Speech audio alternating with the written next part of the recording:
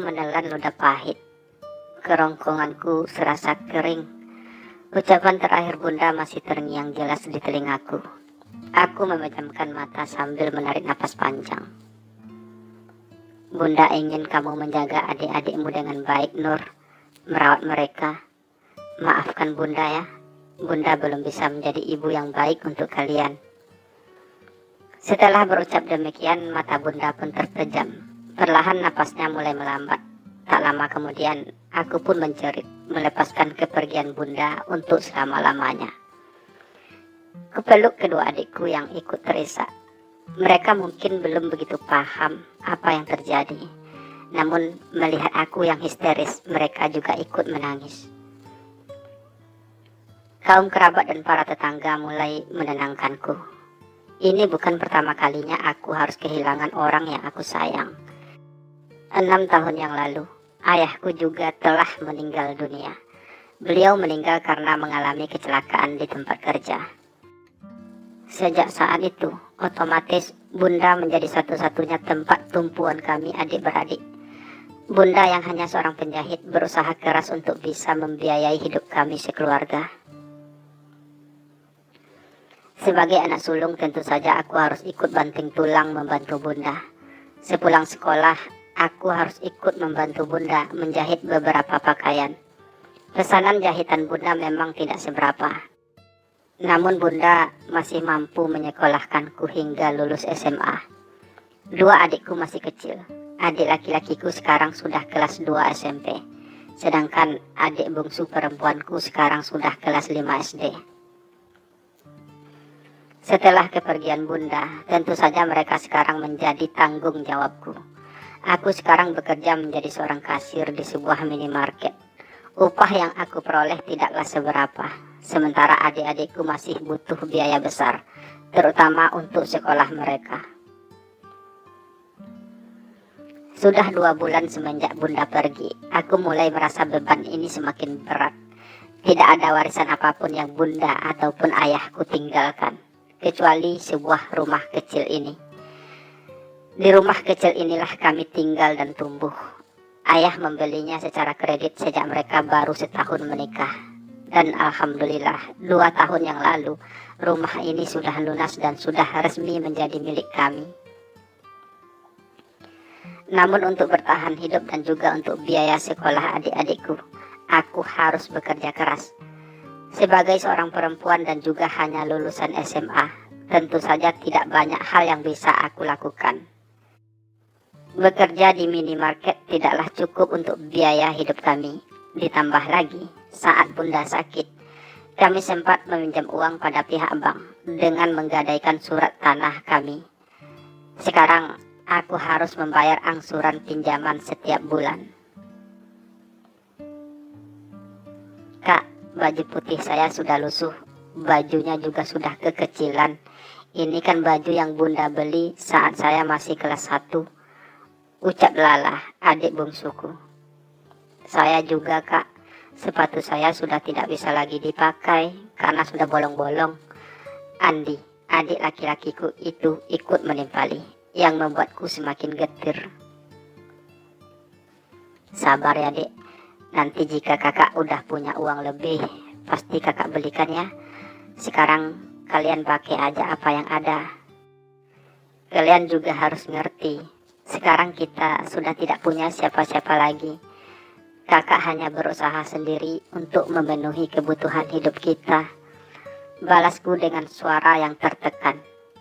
Mendengar hal itu, kedua adikku hanya terdiam. Sebenarnya aku sangat kasihan melihat mereka. Namun hingga saat ini, aku belum bisa berbuat apa-apa. Mereka berdua sekarang adalah tanggung jawabku, sesuai dengan pesan terakhir Bunda.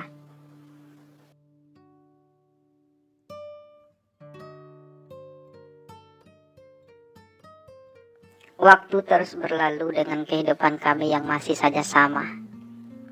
Saya mau berhenti sekolah saja, Kak Nur. Saya mau bantu kakak cari uang, ucap Andi, adik laki-lakiku, suatu hari. Aku terhenyak mendengarkannya. Aku tahu alasan Andi untuk berhenti sekolah bukan sekedar karena ingin membantuku.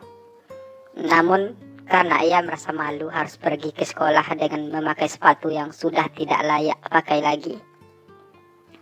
Andi mungkin juga tidak tahan, karena setiap hari harus menahan diri untuk tidak jajan. Aku memang tidak punya uang yang cukup untuk memberi jajan kedua adikku. Mereka ke sekolah hanya membawa bekal ala kadarnya dari rumah. Dan tentu saja mereka akan mendapat cibiran dari teman-teman sekolahnya. Maafkan Kak Nur ya, Di. Kak Nur tahu apa yang kamu rasakan. Tapi kamu harus sabar. Kamu harus kuat. Apalagi kamu seorang laki-laki. Kamu belajar aja yang rajin. Biar nanti bisa jadi orang sukses. Aku berbicara dengan lembut, berusaha membuat Andi mengerti. Tapi Andi malu, Kak. Ucap Andi lagi dengan wajah murung. Kamu gak usah malu. Yang penting kita gak minta-minta. Jangan terlalu kamu pikirkan ucapan teman-teman kamu. Suatu saat mereka pasti bakal ngerti kok. Ucapku lagi. Terkadang mereka juga keterlaluan, Kak. Andi gak sanggup lagi. Balas Andi. Aku menahan napas, kemudian menghembuskannya dengan berat. Aku tahu betapa beratnya ini semua bagi adik-adikku, terutama bagi Andi. Ia sudah tumbuh remaja. Rasanya aku ingin menjerit mengingat itu semua. Kita harus sabar, kita tidak boleh menyerah. Perbanyaklah berdoa dan jangan pernah kamu tinggalkan sholat ya. Ucapku akhirnya lebih kepada diriku sendiri. Kalian harus saling jaga, saling menguatkan. Kata-kata Bunda terngiang lagi. Jangan pernah berhenti berdoa. Dan yakinlah bahwa kelak doa-doa kalian akan dikabulkan. Aku meneteskan air mata lagi. Rasa kangenku kepada Bunda benar-benar sudah tidak bisa aku bendung. Ingin rasanya aku mengadukan ini semua kepada Bunda. Bercerita padanya. Aku rindu balayan lembut Bunda. Rindu ingin bersandar di bahunya. Segera aku tarik napas, kemudian mengambil wudhu. Di saat-saat seperti ini, aku hanya bisa berdoa, meratap dalam sujud.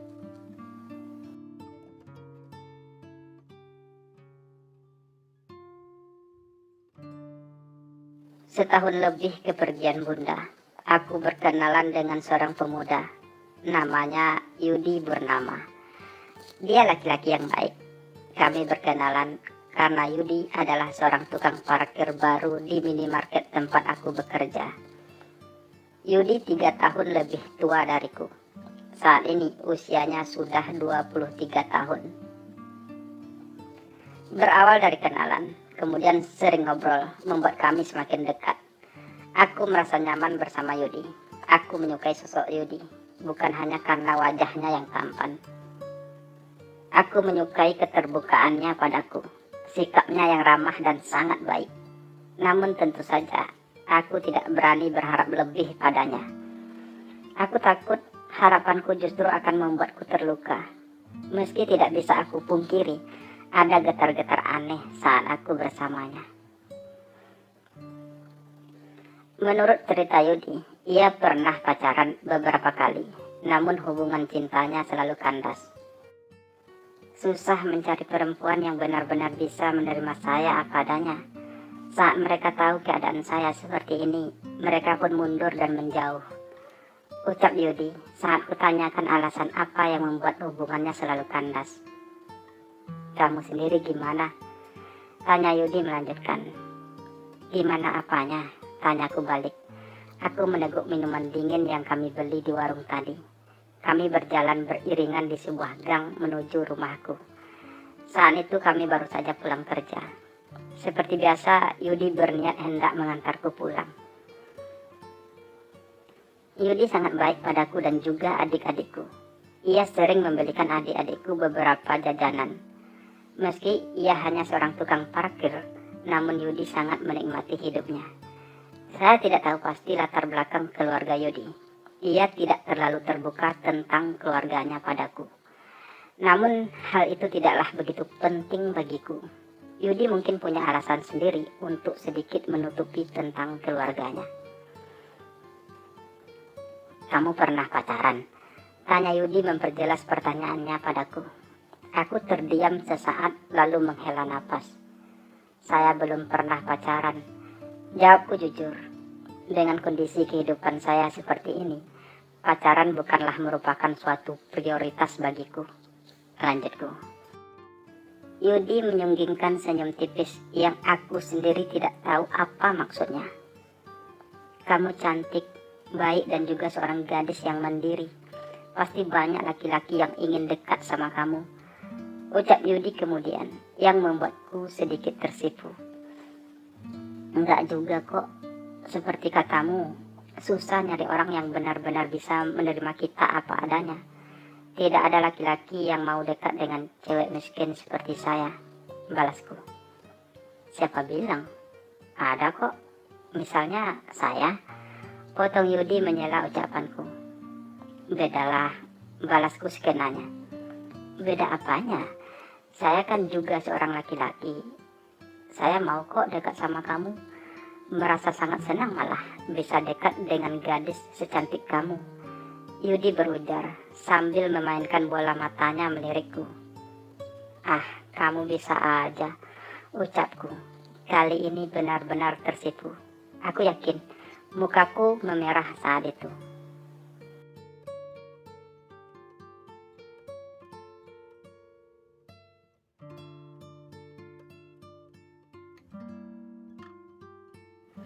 Kedekatanku dengan Yudi telah menumbuhkan rasa indah yang belum pernah aku rasakan sebelumnya.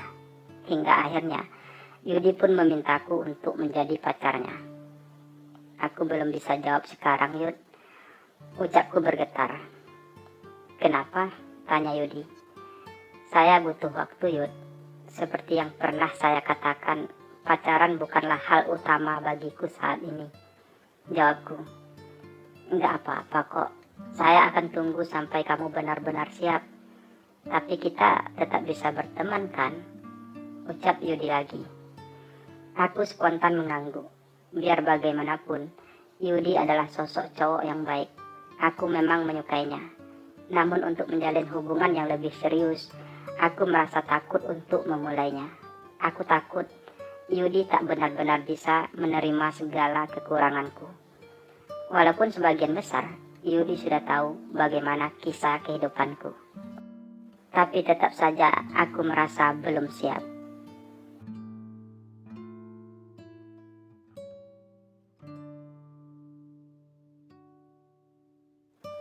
Jadi gimana Nur? Kamu sudah punya jawabannya? Tanya Yudi seminggu kemudian. Aku terdiam beberapa saat. Selama seminggu, aku memang telah memikirkan tentang keinginan Yudi yang ingin menjalin hubungan yang serius denganku. Meski ada sedikit keraguan, namun aku mencoba meyakinkan hatiku jika Yudi memang benar-benar serius denganku. Selama ini, Yudi selalu baik padaku dan juga kepada kedua adikku. Dia selalu punya cara untuk membuat aku tersenyum dan melupakan semua persoalan hidup yang harus aku hadapi setiap harinya. Kamu yakin, Yud? Tanyaku akhirnya. Yudi mengangguk pelan. Ya, saya sangat yakin, ucapnya. Saya hanya seorang cewek miskin dan tak punya apa-apa. Saya takut kamu akan menyesal pada akhirnya, Yud. Aku berkata sambil melirik ke arah Yudi yang berjalan tegap di sampingku. Saya justru menyukai segala kesederhanaanmu, Nur. Bagiku, kamu spesial. Beda dengan cewek-cewek zaman sekarang yang suka manja dan masih mengandalkan harta orang tua. Kamu cewek yang kuat. Yudi menghentikan langkah. Aku turut berhenti di sampingnya. Untuk sesaat kami saling tatap. Asal kamu mau berjanji untuk tidak akan membuat saya kecewa, saya mau, Yud. Aku berujar dengan suara bergetar. Yudi tersenyum, wajahnya memperlihatkan keceriaan. Saya janji, saya gak bakal bikin kamu kecewa, Nur. Saya sangat mencintai kamu, dan saya akan berusaha untuk membuatmu selalu tersenyum. Ucapnya lembut. Sejak saat itu aku dan Yudi semakin dekat. Kami saling menyayangi dan saling mencintai. Hubungan kami sungguh indah. Kehadiran Yudi telah memberi warna tersendiri dalam hidupku. Aku merasa bahagia. Hari-hariku terasa lebih indah. Yudi semakin sering membantuku, terutama soal keuangan. Meski aku lebih sering menolaknya. Aku tak ingin terlalu melibatkan Yudi dalam persoalan hidupku. Dengan hanya bisa menghibur dan memberikan aku motivasi, semua itu sudah lebih dari cukup bagiku. Aku mencintai Yudi dan aku juga percaya kalau Yudi juga benar-benar mencintaiku. Namun itu bukan alasan bagiku untuk membiarkannya mengorbankan apa saja untukku. Kamu gak harus selalu membantuku, Yud. Ucapku suatu hari saat kami makan di sebuah warung di pinggir jalan. Aku gak ingin terlalu membebani kamu. Insya Allah aku masih mampu untuk sekedar memenuhi kebutuhan hidup kami. Lanjutku pelan. Ya, aku tahu kamu wanita yang mandiri dan kuat. Tapi sebagai pacar, tidak ada salahnya aku mencoba membantu kamu, Nur. Aku hanya ingin melihat kamu selalu tersenyum. Aku tak ingin kamu terlalu larut dalam persoalan kehidupan ini. Balas Yudi penuh perasaan. Tapi aku merasa gak enak, Yud. Sebagian besar uang hasil kerja kamu justru kamu habiskan untuk membantuku. Kamu kan juga punya kebutuhan. Kamu juga punya keluarga. Balasku. Selagi aku mampu, aku pasti bantu kamu, Nur. Bukankah itu salah satu makna dari sebuah hubungan untuk saling menguatkan dan saling membantu? Ucap Yudi. Tapi selama ini justru aku gak pernah bantu kamu apa-apa. Kamu yang selalu berkorban untukku. Balasku. Dengan hanya melihat kamu tersenyum, kamu sudah membantuku untuk menikmati hari-hari yang indah. Ucap Yudi terdengar meyakinkan. Aku hanya tersenyum tersipu.